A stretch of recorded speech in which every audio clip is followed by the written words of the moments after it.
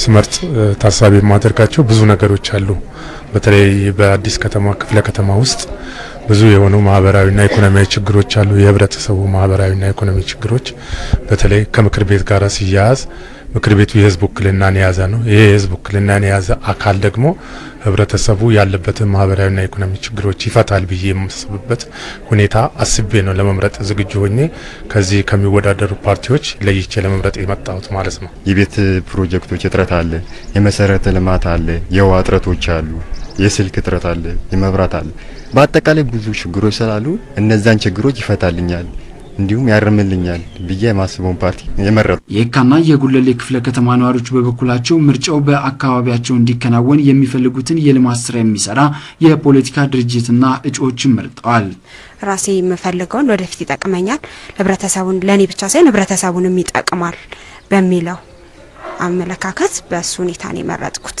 ህዝባችንን ሀገራችንን የሚጠቅም መምረጥ የኛ ድርሻ ነው ምክንያቱም ዝም ብሎ መቀመጡ ፋይዳ የለውም ቢያመኝም ቢሆን ሰው የሚከበረውም በአገሩ ስለሆነ የሀገር ጉዳይ ስለሆነ የግድ ህይወት እስካለ ድረስ እዚህ ድምጽ መስጠት አለብኝ ብዬ ነው የመጣሁት የሚሆንልኝን ሀገሩን የሚያስተዳድርልኝ ይጠቅማል ብዬ የሚለውን መምረጥ ስላለብኝ መጣሁ በእለቱ ድምጽ የሰጡ መራጮች በሚቀጥለው ሳምንት ለሚከናወነው የአካባቢ ምርጫ ዝግጁዎች መሆናቸውንም ገልጸዋል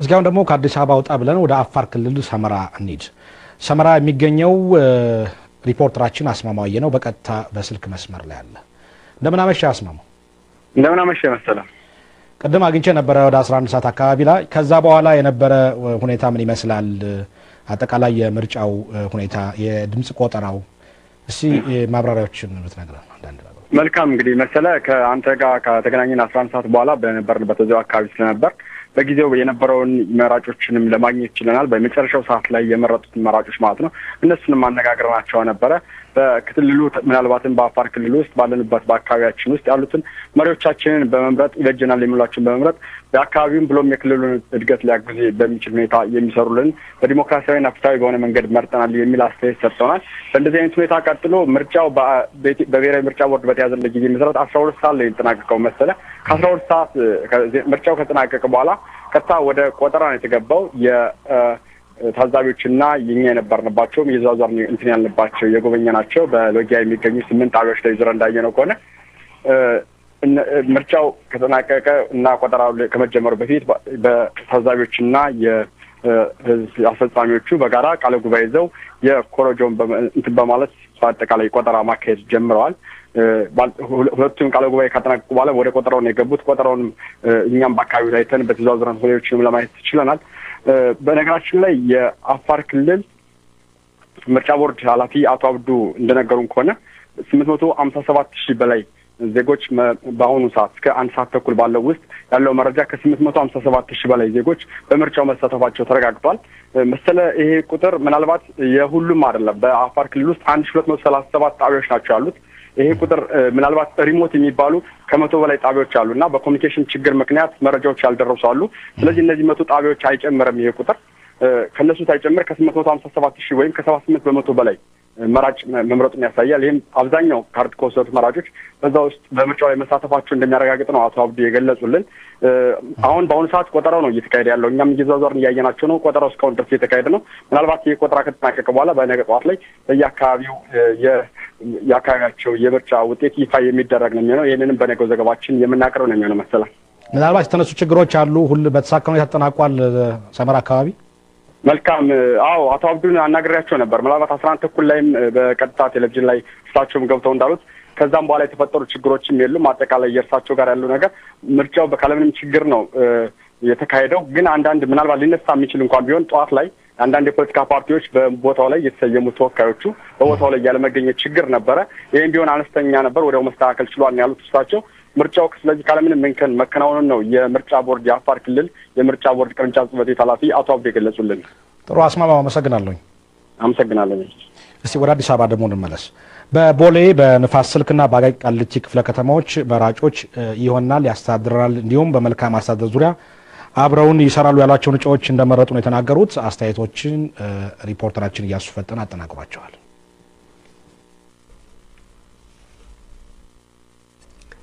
በአዲስ አበባ ቦሌ ንፋስ ስልክ አቃቂ ቃሊቲ ክፍለ ከተሞች ከማለዳው 12 ሰዓት ጀምሮ ሲካሄድ የነበረው የከተማ ምክር ቤትና አስተዳደር ምርጫዎች ተጠናቋል። መራጮች ይሆነናል ያስተዳድረናል እንዲሁም የተጀመሩ የልማት ስራዎችን ከዳር ያደርስልናል የምንላቸውን እጩዎች መርጠናል ብለዋል። በተለይ በመልካም አስተዳደር ዙሪያ በቅርበት ከኛ ጋር ይሰራሉ ያልናቸውን እጩዎች መርጠናል ማለታቸው ለኢትዮጵያ ሬዲዮና ቴሌቪዥን ድርጅት ገልጸዋል። እዚህ ጋር እኔ የመጣሁት የሚሆነኝና የሚጠቅመኝን ፓርቲ አሁንም ወደፊት የሚጠቅመኝን ፓርቲ ነው የመረጥኩት። በጣም ደስ ብሎኝ ነው የወጣሁት። ህዝባችንን ሀገራችንን የሚጠቅም መምረጥ የኛ ድርሻ ነው። ምክንያቱም ዝም ብሎ መቀመጡ ፋይዳ የለም። በልማቱም በመልካም አስተዳደሩም በተገቢው አሳትፎ በዚህች ሀገር ላይ ለውጥ ያመጣል በእያንዳንዱ ላይ ለውጥ ያመጣል የሚለውን የሚመርጥበት ነውና ስለዚህ ከዚህ አንፃር ትልቅ ትርጉም ያለው ነው። አንድ ድምጽ ዋጋ አላት። እሱን ተጠቅሜ ያው ህብረተሰቡንም የራሴን መብት መፈለገውን ፓርቲ መርጬ ወጥቻለሁ። የአካባቢ ምርጫ ወሳኝ ነው ያለው ልማቶች የአካባቢ ያለ ልማት ድምር ነው የሀገር ልማት ድምር እና በየአካባቢ ያለው ልማት ሲለማ እንደ ሀገር የሀገር ፈጣን እድገት ውስጥ ይገባል ብሎ ይታሰባል። ስለዚህ ወሳኝ ነው ማለት ነው። አው በርግጥ በቤት ውስጥ ልጅን የሚይዝልኝ ሰው ባይኖርም በኋላ የሆነ ነገር ችግር እንዲተፈጠረ ከምንል ራሳችን አስበን የሚጠቅመን እናንተን የሚለን መምረጥ የእያንዳንዳችን መብትም ነው ግዴታችንም ነው። ስለዚህ ያው መብቴን ለማስጠበቅ ስል የሚጠቅመኝ እንትን በልማቱም በማንኛውም ነገር ያለው እንትን በጣም ውጤታማ እንደሆነ አስባለሁ። እኔ የዜግነት ግዴታዬን ተወጥቻለሁ ብዬ አስባለሁ። የድምጽ ቆጠራውም ከምሽቱ 12 ሰዓት በኋላ በየምርጫ ጣቢያዎቹ እየተካሄደ ነው። ድምጽ ቆጠራውም ከተጠናቀቀ ከ1 ሰዓት በኋላ በምርጫ ጣቢያ ደረጃ የምርጫው ውጤት ለህዝብ ይፋ እንደሚሆን የኢትዮጵያ ብሔራዊ ምርጫ ቦርድ አስታውቋል። በልደታ ክፍለ ከተማም የተካሄደው ምርጫ ተጠናቋል። የምርጫ ሂደቱ ሲጠናቀቅ የህዝብ ታዛቢዎች የእጩ ተወዳዳሪ ወኪሎችና አስፈጻሚዎች በተገኙበት ምርጫው ተቆልፏል። የምርጫው ታዛቢዎች በተገኙበት ቁልፍ ተከፍቶ ቆጠራም ተጀምሮ ነበር። በልደታ ክፍለ ከተማ በተዘጋጁት 124 የምርጫ ጣቢያዎች 6 የፖለቲካ ፓርቲዎችም ተፎካክረዋል። የቆጠራ ስርዓቱ ከተጠናቀቀ በኋላም ድምጽ የተሰጠበት ወረቀት ወደ ኮሮጆ ተመልሶ ይቆለፍና ወደ ምርጫ ቦርድ ይላካል። ውጤቱም በጊዜያዊነት ይለጠፋል። ምርጫ ቦርድ የሚደርሰውን ውጤት ካረጋገጠ በኋላ ለህዝብ ይፋ ያደርጋል። የፊታችን ሚያዝያ 13 ደግሞ የወረዳ ምክር ቤት አባላት ምርጫ በአዲስ አበባ ይካሄዳል።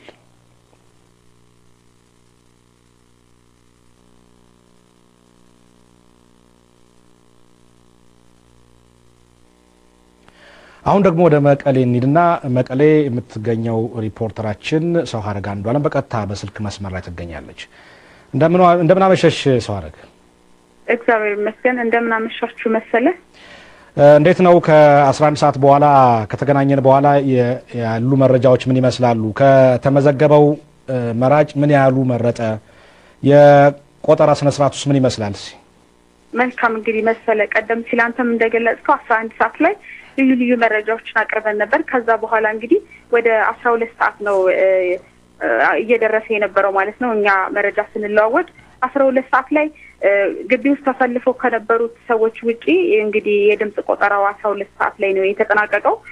አልፎ አልፎ እንደዛ ወረፋ ያለባቸው ቦታዎች ናቸው ድምጽ መስጠቱ የቀጠለው። ከዛ በኋላ ነው እንግዲህ ልክ 12 ሰዓት ላይ የድምጽ አሰጣጥ ስነ ስርዓቱ ተጠናቆ ያንኑ ቆጠራ የተጀመረው።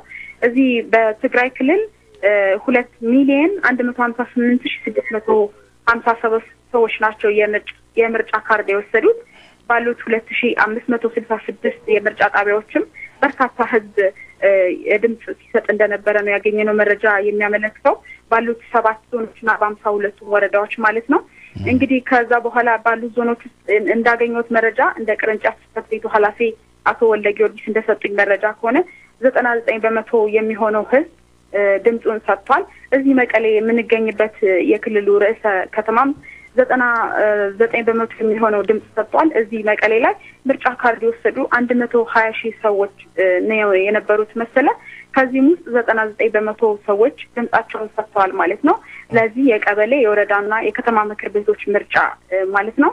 በአሁኑ ሰዓትም ከ12 ሰዓት ጀምሮ እንግዲህ ድምጽ ቆጠራው ነው የተጀመረው። በተዘዋወርንባቸው ቦታዎችም እንግዲህ አስፈጻሚ አካላት፣ ታዛቢዎች፣ የፖለቲካ ፓርቲ ተወካዮችና የጸጥታ ኃይል አባላት በተገኙበት ነው የድምጽ ቆጠራው እየተካሄደ የሚገኘው።